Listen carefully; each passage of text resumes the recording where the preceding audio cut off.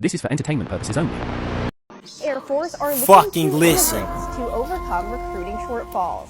They've ramped up their marketing, including on social media, to entice legal immigrants to enlist.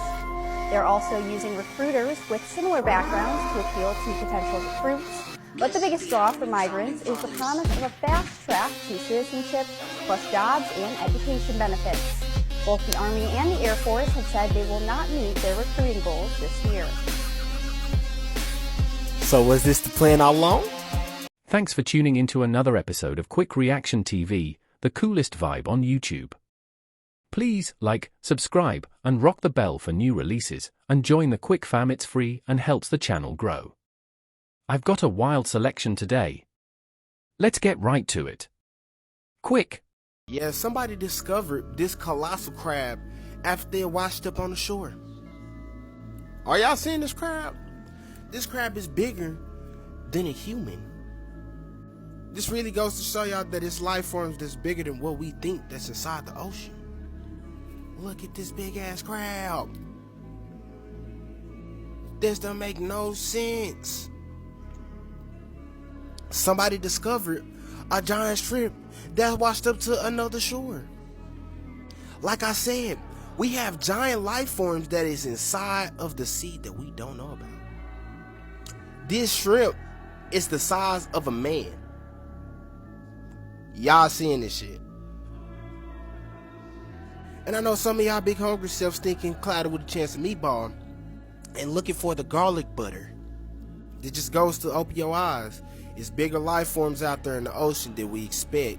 Y'all let me know y'all thoughts on these giant creatures washing up on the shore in the comments. Like or follow for more wisdom and stay tuned.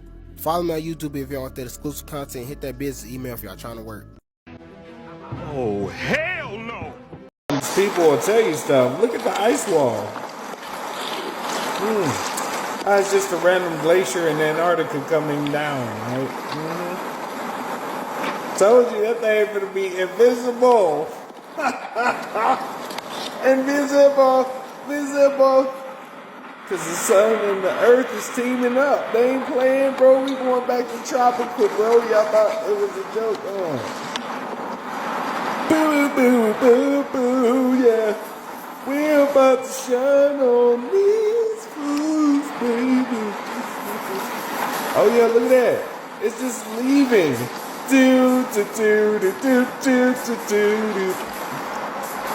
You're now witnessing the loss of a wall. Bing. Damn, that's a big ass chunk.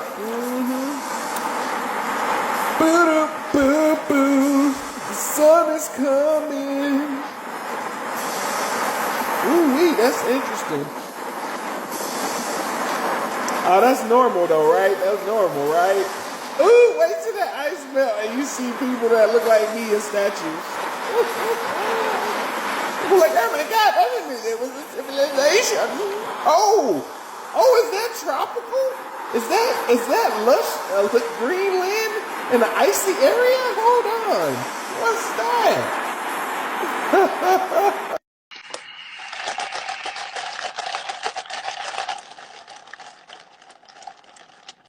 So you've heard of the butterfly effect and you've heard of the Mandela effect. Have you heard of the Agent Smith effect? And I think it's an important time for us to discuss this because as we go deeper down the rabbit hole, the comments from some skeptics gets unnecessarily more aggressive. So imagine you could talk about a show or a movie, maybe something like Doctor Who that deals with timelines, maybe a show like Loki that's also dealing with multiple timelines. And it's all fun and games. Wow, what a great show.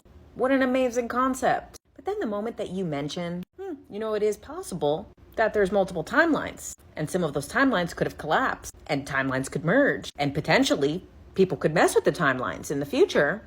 That would affect us today. And then all of a sudden, they become glazed over and basically become a prison guard. And now the only thing that matters to them is stopping you from exploring that idea and upholding some type of social obligation to society in some weird way, not even based on their own ideas or opinions. So here we go. In the Matrix, Agent Smith has the ability to enter any body at any time And that often happens when the Matrix is threatened by Neo. This is reflected in our real world. You mention a conspiracy, and there's Agent Smith to replace the person you were just talking to and to prevent you from threatening the Matrix. These people become guardians of the Matrix, become the enforcers of mind control, indoctrination, and hold together the false concept of reality. And we've all experienced this. Just scroll down and look through my comments. Haha, you're so stupid. No one is more condescending than the person who doesn't freaking get it. Instead of exploring the idea, they will do anything in their power to prevent you from having an idea that makes them uncomfortable. Using tactics like insults, calling them stupid, personal attacks. Let's take a look at my favorite quote from The Matrix. Morpheus says, "The Matrix is a system, Neo, and that system is our enemy. But when you're inside, you look around, what do you see? Businessmen, teachers, lawyers, carpenters, the very minds of the people who we are trying to save. But until you do, these people are a part of that system, and that makes them our enemy. You have to understand, most of these people are not ready to be unplugged, and many of them are so hopelessly dependent on the system that they will fight to protect it." Sure, skepticism can be very healthy. However, aggressive skepticism, Agent Smith. These skeptics are often only hurting themselves. Sure, they want their insults to hurt you, but I'm on the greatest adventure of all time. I live in a universe that is infinite, surrounded by endless possibilities, and a reality that can be molded and changed simply with our thoughts. I can manifest my dreams into reality. Ladies and gentlemen, I think my brain just committed suicide. Hit the thumbs up and let me know what you think in the comments. Bro, check this out. A living megalodon was captured on camera in an abandoned aquarium. So, in a recent TikTok live stream, an urban explorer stumbled upon a massive creature believed to be a still living megalodon in an old aquarium. Oh shit. Located a few miles from Chicago, this little-known urban exploration spot has seldom been visited. So, yesterday afternoon, John Quik received a call from his best friend who told him about this abandoned place. It turns out this place is an old abandoned aquarium, and all the animals that lived in this aquarium were also abandoned. Meeting up shortly after their conversation, they initiated a TikTok live stream. As they delved into uncharted areas of the aquarium, they encountered a securely chained door. They broke the chain, and upon entering, they encountered a terrifying scene. There was a living megalodon in an aquarium that had been there for several years. Bro, people on the stream were shocked. Someone on the live recorded the discovery of the shark. That's crazy. If you're brave enough to watch it, follow us, click here on more, and on Snapchat. Somebody dead. That's count. That's count. That's count. So that's really what it's all about. So the Agent Smith effect is when, like, if you're talking to somebody, like a friend or a family member, about what you saw on TV, and it's like a sitcom or a TV show, everybody's having a great conversation about it. But as soon as you stop and talk about, is 9/11 a conspiracy, or what they're putting in our food is poison, all of a sudden that person will then change. Their countenance will change. Sure. Their attitude will change, and they'll almost become like a prison guard to stop you from talking about those topics and try to skew you back into what the more comfortable topics were, which was gossiping and so forth and so on. So it's like this thing jumps into them. It's like this matrix programming takes over their body.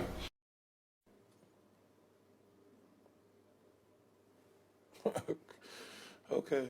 Have you ever tried to tell someone the truth about the system, only to realize that they were not ready to hear it? Maybe they called you crazy, maybe they got defensive, or maybe they just shut you down altogether. If this has ever happened to you, then that means that you have experienced the Agent Smith effect. The Agent Smith effect occurs when a member of society defends its social constructs by invalidating the idea that they are in fact socially constructed. For example, pink being for girls and blue being for boys is a socially constructed idea, because in reality, these are just meaningless colors. It is our society that assigns meaning to them. Or another example, December 25th being a holiday is a socially constructed idea, because in reality, it's just another day. It is our society that decides that that day is special, and so it is. As my husband says, a shared delusion becomes reality. People believe that these social constructs are real. And because we live in a system of social constructs, unless someone has taken the time to unprogram and unlearn, that system also lives in them. And if it's threatened, it will defend itself. The Agent Smith effect gets its name from the movie The Matrix. In the movie, Agent Smith is a defender of the system. Smith began as an agent, an AI program in the Matrix, programmed to keep order within the system by terminating those who would bring instability to the simulated reality. In the movie, Agent Smith is able to take over or possess anyone's body who is still tapped in and attack anyone who poses a threat to the existing system. Anyone who's in the system has the potential to become an Agent Smith. The very people that you are trying to enlighten, inform, and free are the same people who will defend the system that wants to keep them uninformed and in the dark. This is the Agent Smith effect. 1 minute you're at the coffee shop having a normal conversation with a friend or family member until you mention something like money isn't real. And then up pops Agent Smith to replace the person you were just having a conversation with, ready to defend the system of societal constructs that often keeps them disempowered. So, has this ever happened to you? Because it's happened to me. I want to know. Get in the comments. I'll meet you there. What? What is the Agent Smith effect? What is that? Well, this is one of the things that has to do with the Dark Brothers and how they subconsciously get into your psyche. So they control the media, they control the news, they control what you eat, what you think, what you see, and everything else. Are they the deep state that we hear so much about? The deep state, they're the deep state. They're all these hidden figures behind the scenes pulling all the strings that nobody ever can really see who they are, but they're there. There's 100 families running this entire planet, but there's still a handful of them that are at the top of that mini pyramid that are really making all the final decisions. And so that's really what it's all about. So the Agent Smith effect is when, like, if you're talking to somebody, like a friend or a family member, about what you saw on TV, and it's like a sitcom or a TV show, everybody's having a great conversation about it. But as soon as you stop and talk about, is 9/11 a conspiracy, or what they're putting in our food is poison, all of a sudden that person will then change. Their countenance will change. Sure. Their attitude will change, and they'll almost become like a prison guard to stop you from talking about those topics and try to skew you back into what the more comfortable topics were, which was gossiping and so forth and so on. So it's like this thing jumps into them. It's like this matrix programming takes over their body, and that's part of the dark forces that happen. And it's called the Agent Smith effect, kind of after the Matrix movies where Agent Smith would pop into the bodies of other people to fight against Neo. Oh, damn! The Matrix is over a decade old, but one theory has stood the test of time. Neo isn't the one in the Matrix trilogy. The real one was Agent Smith. How do we know that? Because not only do some parts of the prophecy fit both Neo and Smith, some parts actually fit Smith better. One of these lives has a future. In the first film, the Oracle describes the One as a man born inside the Matrix. In The Matrix Reloaded, we learn from the architect that the job of the One is to return to the source and reload the Matrix. Which means Neo can't possibly be the One. He wasn't actually born inside the Matrix. He was born inside an incubator where humans are grown as a fuel for the machines. Smith, on the other hand, was born inside the Matrix, and he, like Neo, had the ability to change anything there he wanted. But that's not all. For instance, the Oracle never tells Neo he's the One, and he knows he's not. I'm not the one. Sorry, kid. By the final movie, it's even clearer. When Agent Smith finally meets the Oracle, You are a bastard.